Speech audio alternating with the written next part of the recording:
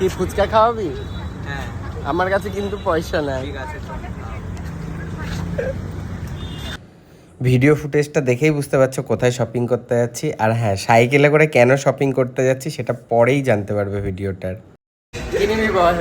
তুই যেটা কিনে দিবি খুশি হয়ে সেটাই নেবো আমি। চল দেখি কি কেনা যায় তোর জন্য আজকে।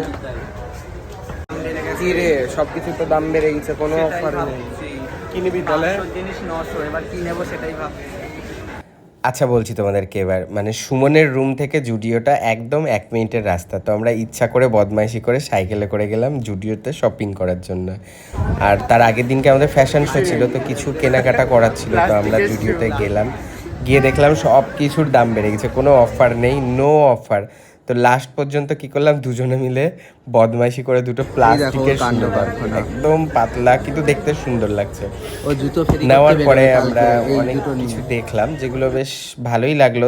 আর মানে যেগুলো আগে 50% অফে দিচ্ছিল, তোমরা হয়তো যারা আমাকে ফলো করো জানবে যে আমি জুডিও থেকে বেশিরভাগ শপিং করে থাকি। এর আগের বার যেখান থেকে শপিং করেছিলাম তখন 50% অফ দিচ্ছিল, বাট এখন কোনো ডিসকাউন্ট নেই।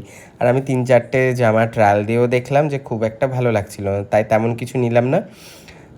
শুধু পপস ফ্রিতে পেয়ে সেন্টটা লাগিয়ে নিচ্ছে, ও কিন্তু বাড়ি থেকে সেন্টে লাগিয়ে আসেনি, ঠিক আছে?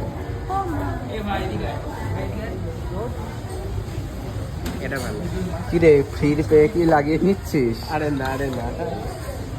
চলো এবার কিছু ভালোবাসার মানুষের কমেন্ট পড়ে নেওয়া যাক। মুর্শিদাবাদ থেকে কমেন্ট করেছে ইলিয়াস। হাই দাদা, আমি মুর্শিদাবাদ থেকে তোমার ভিডিও দেখছি। থ্যাংক ইউ সো মাচ এত ভালো ভালো কমেন্ট করার জন্য। আর পাশে থেকেও কমেন্ট করো। আর কারা এবার জুডিওতে শপিং করলে অবশ্যই কমেন্ট করে আমাকে জানিও। টাটা।